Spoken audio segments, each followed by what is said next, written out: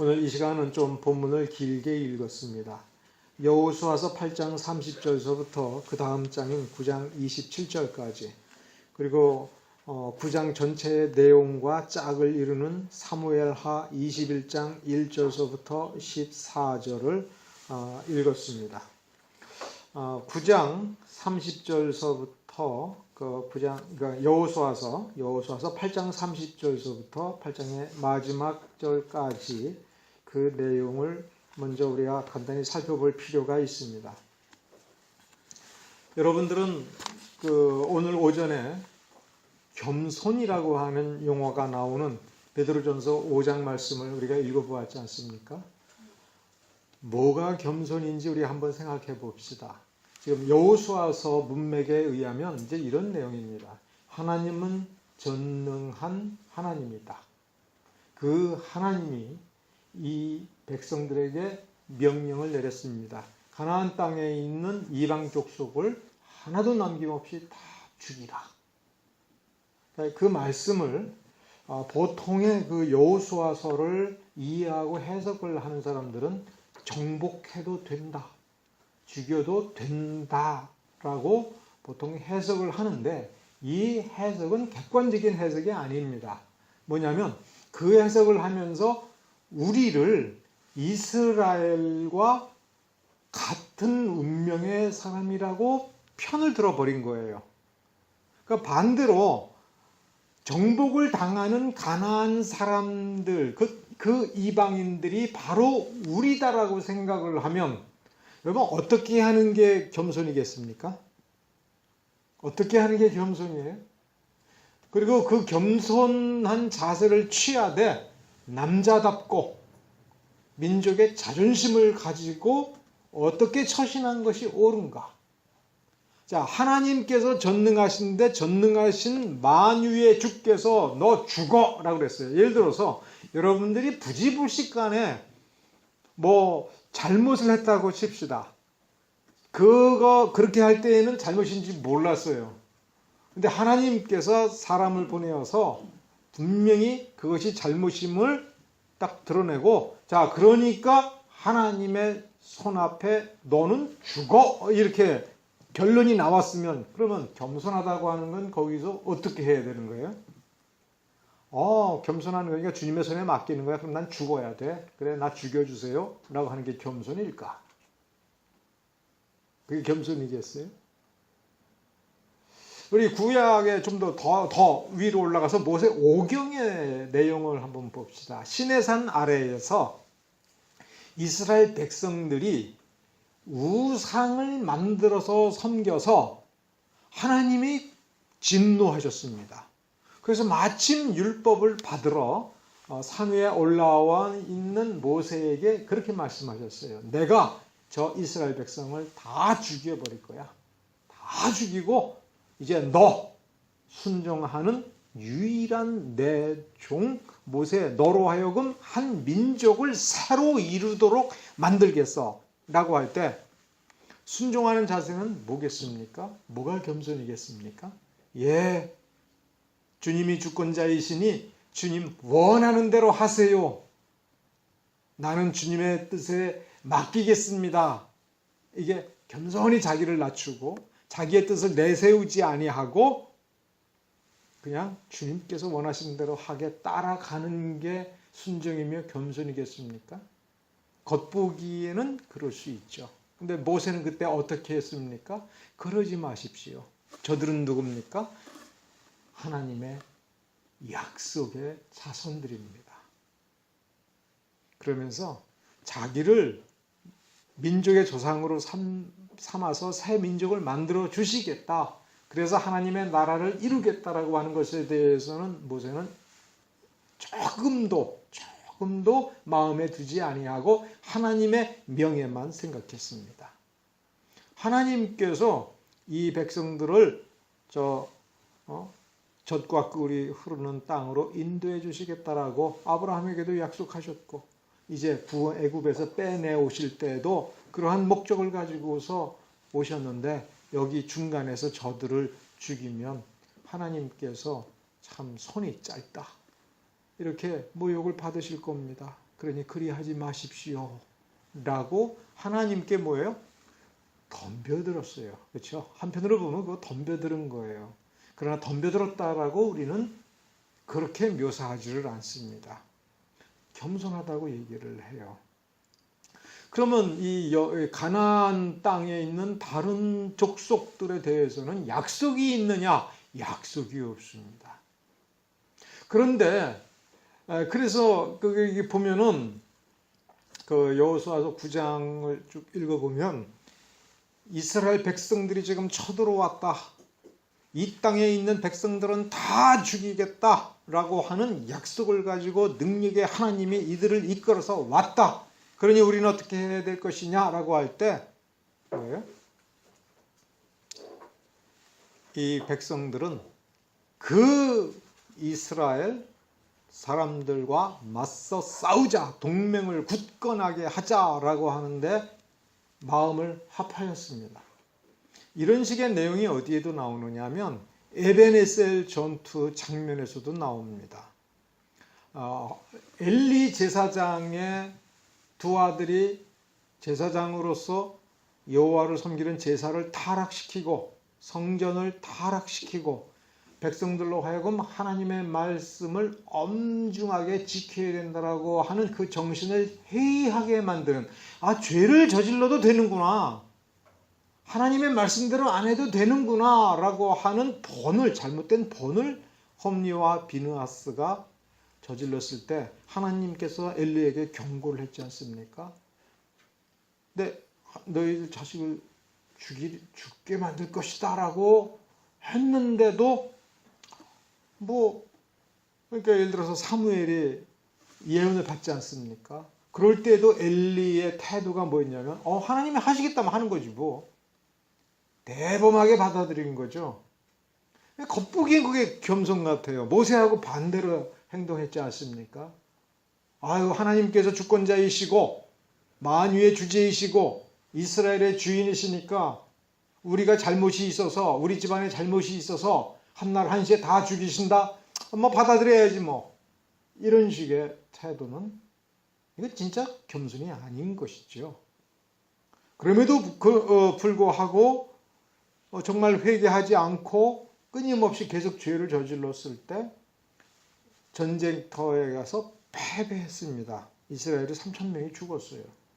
그러자 대성통곡을 하더니 홈리와 비느하스에게 언약궤를 메고 나오도록 결정했어요. 이스라엘 장로들이. 하나님께 물어보지 아니하고 회개하지도 아니하고 그들을 앞세워서 전투를 수행하려고 할 때, 홈리와 비느하스를 포함하여 제사장들이 언약궤를 메고 이 전쟁터에 오게 했을 때 왔습니다. 그러자 이스라엘 백성들은 사기 충천하여 함성을 저지르니까 땅이 진동할 정도였다고 얘기합니다. 그러니까 그 앞에 있던 블레셋 사람들이 땅이 진동할 정도고 이스라엘 사람 이 군대가 굉장히 용기 백배하고 막 사기 충천한 모습을 보고 무슨 일인가 보니까 언약궤가 이 군중에 들어온 겁니다. 그러자 블레셋 사람들이 뭐라고 그랬습니까? 우린 죽게 됐다. 저 천하무적 언약궤가 왔으니 저들은 이겼고 우리는 이젠 틀림없이 패망할 거다. 결론을 내렸어요. 그래놓고는 그 다음에 그러니까 어떻게 하자고? 그러니 우리 죽기까지 싸우자고. 어차피 죽을 건데 붙잡혀서 우리가 이스라엘 사람들에게 잔인한 일을 한 것을 우리가 되갚음을 당하여서 죽는 것만 못한 인생을 살 바에는 여기서 남자답게 용감하게 싸우다 죽자. 그래가지고 악착같이 싸우니까 이겼고 이스라엘의 언약궤를 뺏게 된 사건이 있습니다. 이게 사탄의 방법이에요. 사탄의 방식입니다.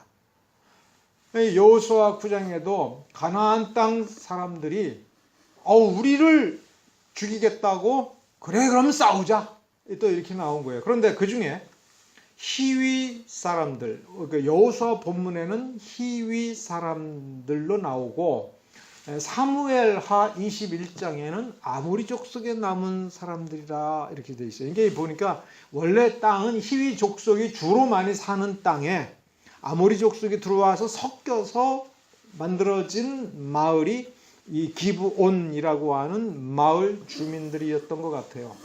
이들은 야, 우리는 살고 싶다 이거예요. 이스라엘의 하나님이 이 땅의 거민들을 다 죽이라고 했는데 그래도 우리는 살고 싶다. 그러면 어떻게 해야 될 거냐? 이스라엘 백성들이 자기 하나님 여호와의 이름으로 우리를 살려주겠다라고 맹세만 하면 우리는 살 수 있다. 그렇게 답을 찾아낸 겁니다. 이 기브온 사람들이. 앞뒤 문맥을 이해해 보면. 그러면 하나님께서 다 죽이라고 했는데 이스라엘 사람들이 왜 우리를 살려주겠느냐? 그러면 속이자. 속여서라도 이 백성들이, 이스라엘 백성들이 자기 하나님의 이름으로 우리를 살려주겠다라고 약속을 하고 맹세를 하면 우리는 살 수 있다. 그 대가로 우리가 종이 되어도 좋고 우리가 어떻게 해도 좋다.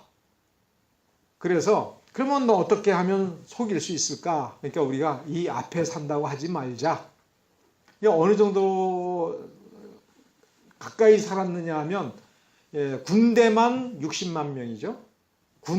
장정만 60만 명이 3일길을 떨어졌으니까 이게 한 사람이 시속 4km, 5km, 1시간에 4km, 5km 걷는 속도로는 이게 그 정도로 멀리 떨어져 있는 게 아니라 이게 온 가족이 짐을 꾸리고 가다가 밥도 먹어야 되고 하는 거니까 거리는 상당히 가까운 거죠. 지금 예루살렘에서 북서쪽으로 약 한 9km에서 10km쯤 떨어진 곳 길갈에서 이 아이성을 함락시키고 이제 그 정도 떨어졌다 이렇게 보면 됩니다. 그곳에 이제 가까이에 있는 사람들이 마치 무지무지하게 멀리 떨어져서 사는 사람들, 이 가나안 이 땅에 사는 사람들이 아닌 것처럼 속였습니다. 본문을 해석할 때 주의할 게 이 기브온 사람들이 와서 우리 약조를 맺자, 당신의 하나님을 경외하고 경배하니 우리 서로 사이좋게 지내도록 죽이지 말자고 약조를 하자라고 했을 때 여호수아가 이상하다고 생각은 했어요. 왜냐하면 말투를 보니까 저 앞동네에 사는 사람 같은데, 그래서 멀리서 왔다고 하니까 정말 멀리서 왔습니까? 했더니 이걸 좀 보십시오. 우리가 집을 떠날 때는 따끈따끈하게 새 떡을 만들어 가지고 왔는데 지금 이렇게 곰팡이 난 걸 보십시오. 우리가 집을 떠날 때는 새 신발을 신고 왔는데 이 신발이 이렇게 너덜너덜해진 걸 보십시오. 옷이 누더기가 된 거를 보십시오. 우리가 이렇게 멀리에서 왔습니다. 말투가 비슷하면 그럴 수도 있는 거죠 라고 속였습니다. 그러면 그 뒤에 여호수아가 하나님께 묻지 않았다, 그래서 속았다 이렇게 되어 있습니다. 그래서 그거를 보고 우리는 매사에 하나님께 물어보고 하나님께서 말씀하시는 대로 하는 것이 도리이기는 하지만 이 여호수아서 9장에서는 여호수아가 하나님께 이 사람들이 정말 참된 말을 하고 멀리 떨어졌으며 화친을 맺고자 하는 게 맞습니까? 우리가 이 사람들을 살려주겠다라고 약조를 맺는 게 맞습니까? 라고 하나님께 물어보지 않은 게 은혜입니다. 왜 그러느냐? 한번 생각해 보세요. 기브온 사람들이 지금 뭘 생각하고 있어요? 하나님은 전능하시다. 하나님은 위대하시다. 이 하나님이 이 땅의 모든 것을 이스라엘 백성에게 주기로 했으면 그렇게 된다라고 믿은 거예요.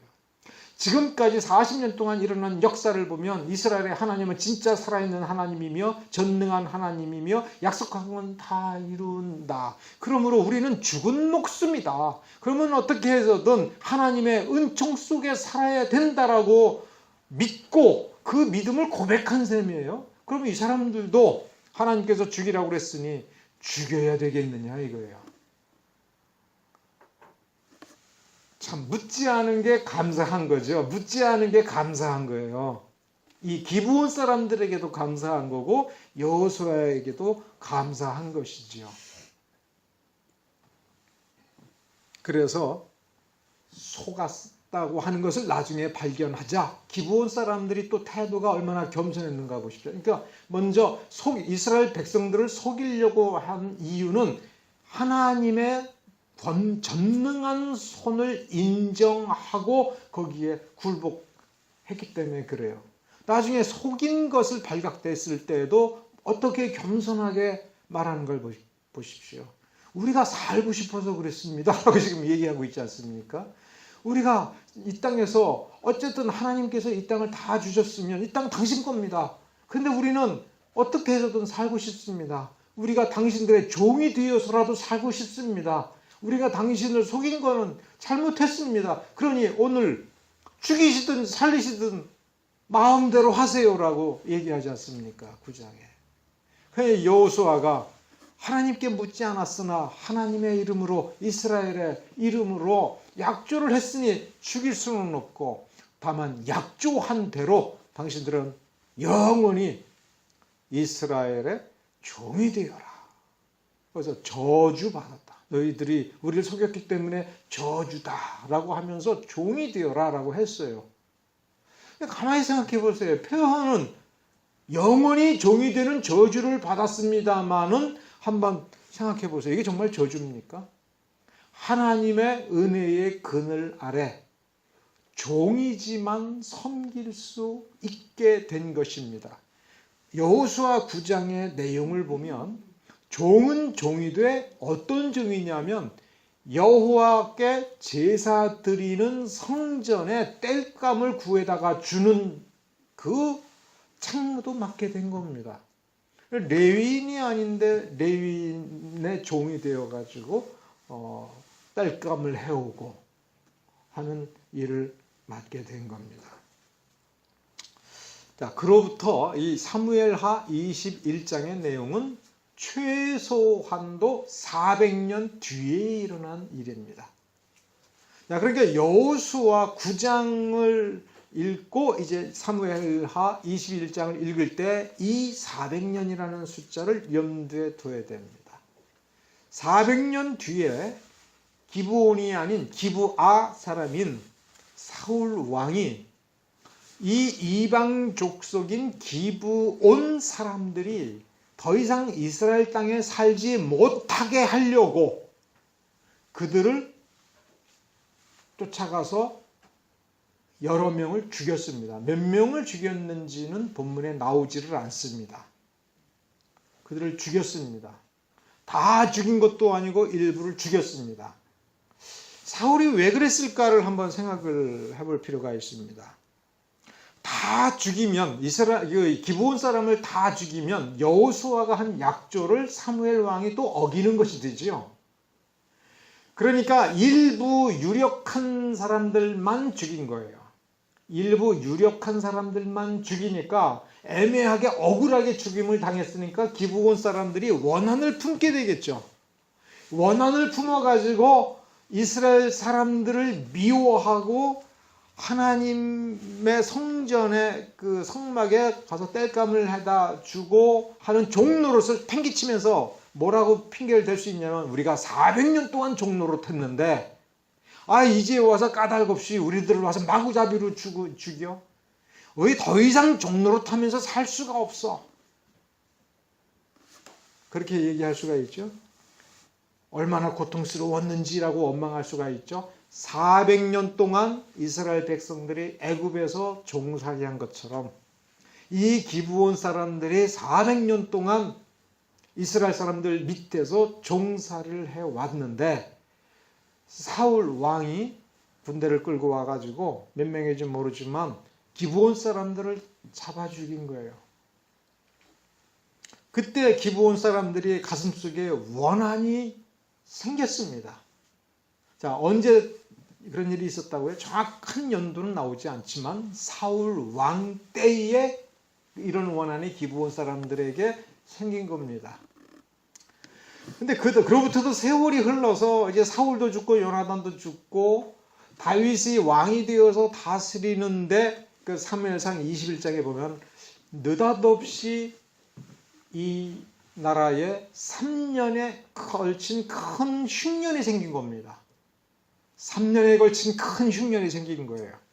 그러니까 다윗이 생각하기에 우리가 무슨 죄를 저질렀나? 하나님이 노하셨나? 해서 하나님께 딱 기도를 하니까 하나님께서 그때서 가르쳐 주시는 것이 사울 왕 때에 사울이 기브온 사람들을 가서 무조건 죽인 일이 있어서 그 죄과 때문에 그 기브온 사람들의 원한 때문에 그 억울함 한탄 때문에 내가 너희들의 죄 때문에 너희들에게 3년의 대기근을 오게 했다.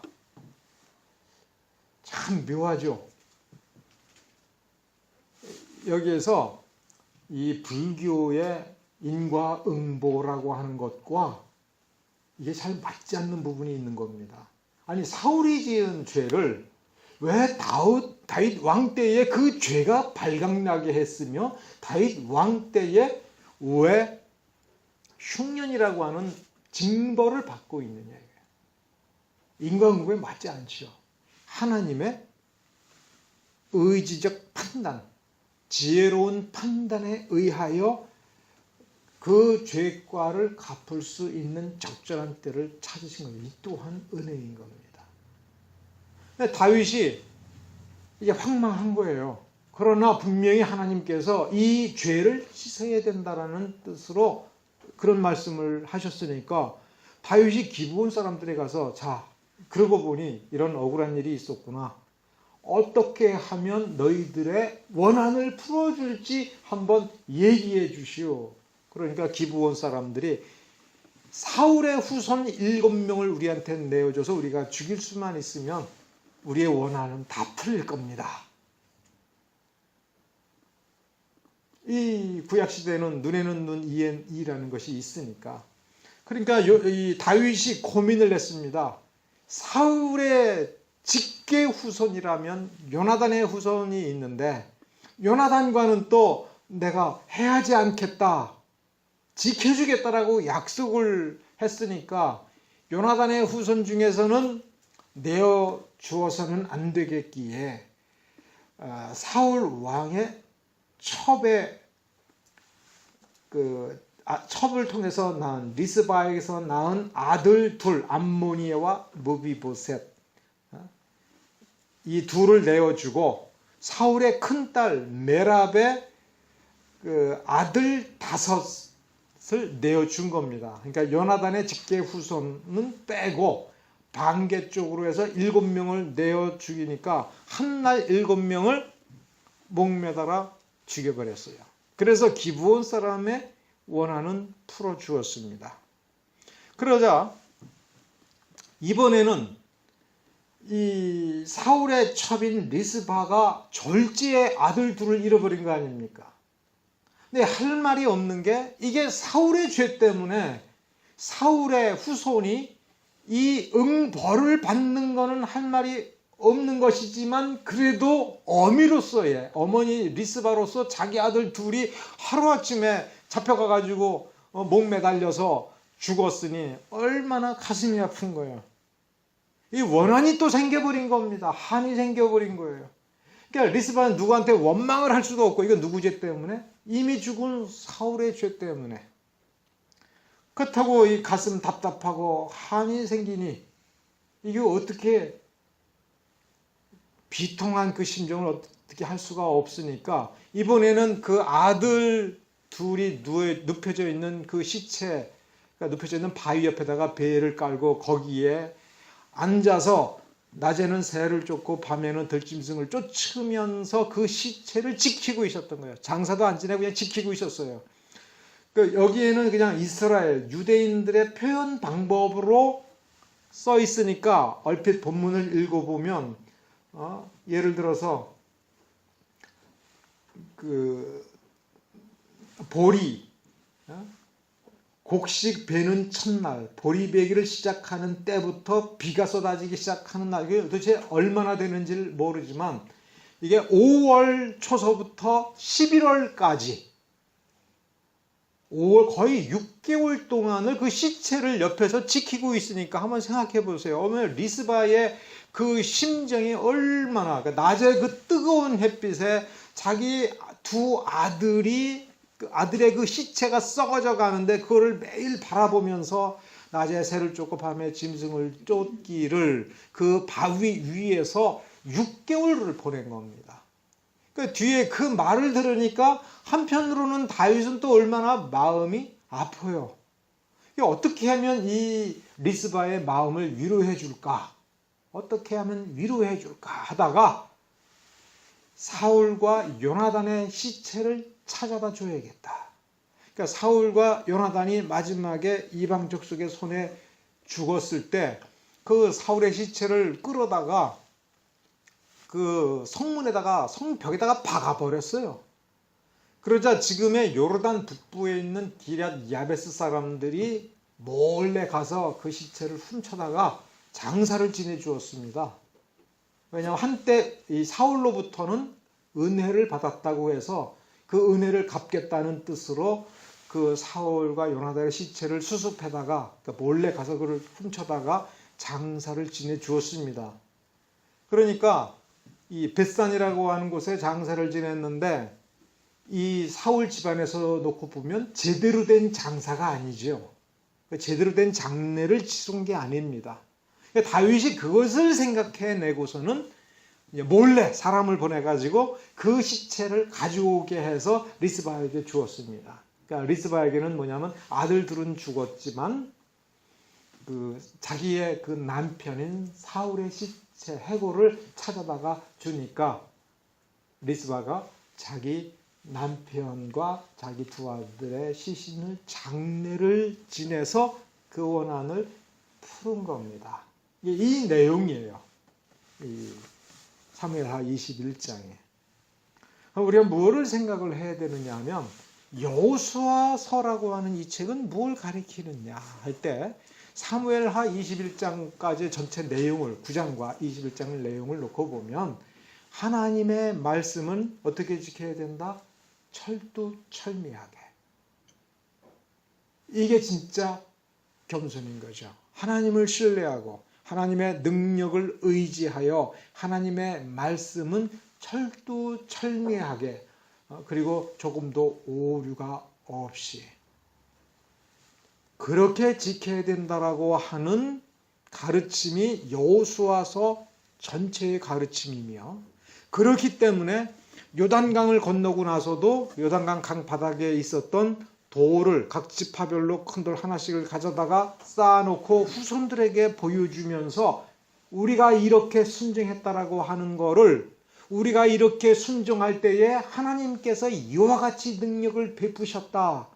우리가 하나님의 그 말씀을 이렇게 순종하면 하나님께서 이와 같이 능력을 끊임없이 베풀어 주시고 이와 같이 은혜 베풀어 주시고 이와 같이 이끌어 줄 것이다. 그리하여 400년 동안의 애굽의 노예 생활을 청산시켜 주시고 이 광야길을 40년 지나오는 동안 지켜 주시고 요단강을 이렇게 두 발로 걸어서 건너게 하여 주시어서 이와 같이 가나안 땅을 우리에게 주신 것을 잊지 마라.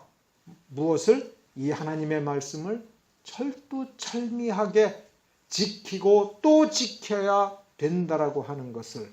그래서 여리고성을 첫 번째 강력한 요새인 여리고성을 함락할 때에도 뭐예요? 하나님께서 말씀하신 대로 그대로 하라.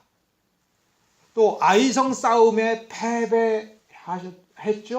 그 패배, 그러니까 여리고성의 승리와 아이성 패배에서도 뭐가 증명이 되고 확인이 됐냐면 아간의 죄죠.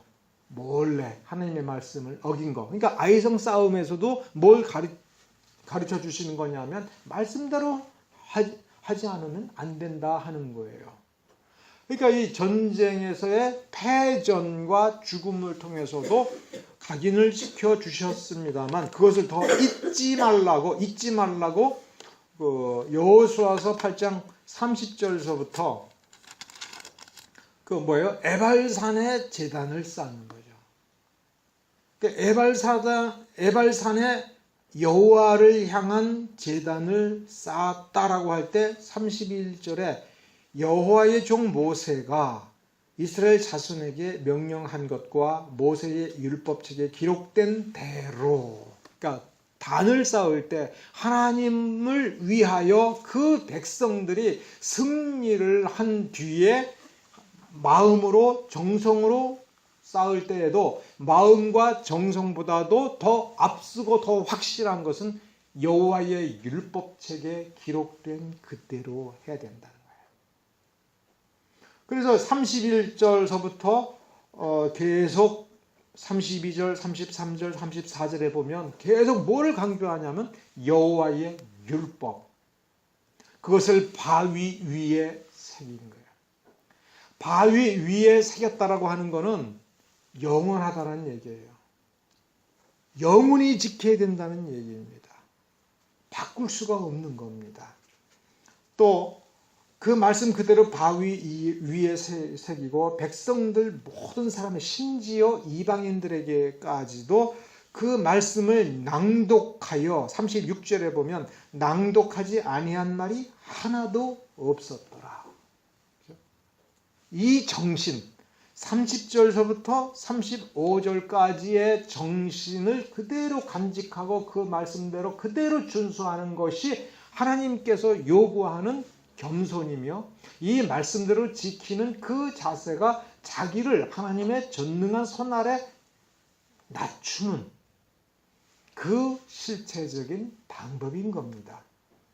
그러면 여호수아서 9장에 있는 이 기브온 사람들이 여호수아와 이스라엘 장로들을 속이고 자기네들을 살려주겠다라고 약조를 맺는 이 사건의 이면에서도 역시 뭘 가르치는 거냐면 하나님의 말씀대로 해야 된다는 거예요. 그리고 하나님의 이름으로 약속한 것은 반드시 그대로 지켜야 된다는 겁니다. 기브온 사람들이 우리를 속였다라고 할 때에 그 속인 목적은 하나님의 전능함을 인정하고 하나님의 그 저주가 있음에도 불구하고 자기들이 살기 위하여 자기를 낮추고 굽히고 들어온 겁니다. 종이라도 좋으니 나는 이 그늘에서 이 땅에서 계속 살고 싶다라는 거예요. 이 기브온 사람들이 보여주는 게. 그러니까 기브온 사람들의 이 마음과 정신이 바로 이방인이었던 우리들이 예수를 믿는 정신이죠. 우리는 이스라엘 민족의 축복 속에서 축복을 받은 그런 족속이 아니고 하나님의 말씀을 원래 받지 못한 사람들이었으나 예수를 십자가에 유대인들이 못 받고 사도 바울이 사역함으로써 우리에게도 기회가 주어진 거죠. 우리에게도. 그래서 모세는 자신은 바리새인이 아니라 종으로 예수의 종으로 평생을 살다가 하나님의 뜻을 위하고 하나님의 목적을 위하여 자기가 죽는 것도 기꺼이 감수하면서 살아간 그 정신이 어찌 보면 이 기브온 사람들이 어떻게 해서든 자신이 살겠다라고 하는 그러면서도 여호수아를 속였던 그 마음이며 여호수아가 원치 않게 괘씸하게 속여서 속임수에 잘못된 하나님의 뜻에 어긋나는 그런 약속을 맺어서 살려줄 수밖에 없다 할지라도 그러나 하나님의 이름을 위하여 그 약속을 지켰던 것. 그리고 사무엘하 21장을 보면 여호수아가 하나님께 물어보지 아니하고 하나님의 이름으로 제멋대로 잘못 판단하여 약속을 했다 하더라도 그 약속은 하나님의 이름으로 한 것이므로 누가 지켜요? 하나님이 지켜주신 거예요. 사무엘하 21장을 보세요. 그리고 기브온 사람들이 그 약조대로 400년 동안 종로를 탈 때에 하나님께서 그들을 마치 무엇처럼 보호하셨습니까? 이스라엘 백성처럼 그들의 가슴에 한이 있는 것, 그 사울에 의하여 죽임을 당했을 때도 원망하지 않고 그 자리에서 묵묵히 참고 속으로 피눈물 흘리면서 기다리고 있으니까 하나님께서 그걸 지켜보시고 이 가장 합당한 방법으로 이 원한을 풀어줄 수 있는 사람 누구요? 다윗을. 이 신실한 다윗이 나타날 때까지 기다리셨다가 먼저 흉년 3년을 주시고 다윗이 깜짝 놀라서 하나님께 물어보니까 기드온 사람들 가슴에 한이 있는데 네가 좀 풀어야겠다. 근데 다윗의 자세를 보세요. 하나님, 내가 뭔 잘못이 있어서 내가 풀어야 됩니까? 왜 내가 다스리는 나라에 흉년이 옵니까? 이렇게 묻고 그러면 하나님 방법을 가르쳐 줘 보세요. 어떻게 하여야 하나님께서 벌을 주시겠다라고 하는 그 마음이 풀어지겠습니까? 어떻게 해야 하나님의 공의가 충족되겠습니까? 이렇게 물어보지 않았습니다. 다윗은 성숙했습니다. 그는 하나님과 통한 사람이기에 성숙하여 생각해보고 이렇게 했으면 좋겠다 해서 기브온 사람들에게 가서 어떻게 해주면 좋겠냐라고 친절하게 물어본 거예요. 가만히 생각해 보십시오. 다윗 왕이 와서 물어봐 주는 것이 기브온 사람들에게 얼마나 큰 감격이 될까를 한번 생각해 보십시오. 어떻게 하면 너희가 가슴에 쌓인 원한이 풀겠으며 그래서 다시 이 이스라엘 백성 전체가 다시 복을 받겠느냐 이렇게 물어봐 주었고 그 요구 사항에 대해서 과하다, 지나치다 이렇게 대꾸하지 않고 자신의 그 공의의 약속에 부합하는 방법을 찾았고 그래도 또 그 일로 인하여 리스바가 원한이 품고 6개월 동안 바위 위에서 밤이든 낮이든 자기 아들 시체를 지키는 그거를 보고 다윗이 마음이 감동하고 그래 어떻게 해줬으면 좋겠나 이렇게 생각해보고 그 방법을 찾아서 그 마음을 풀어주는 것. 그러니까 우리는 다윗 수준으로 되어야 됩니다.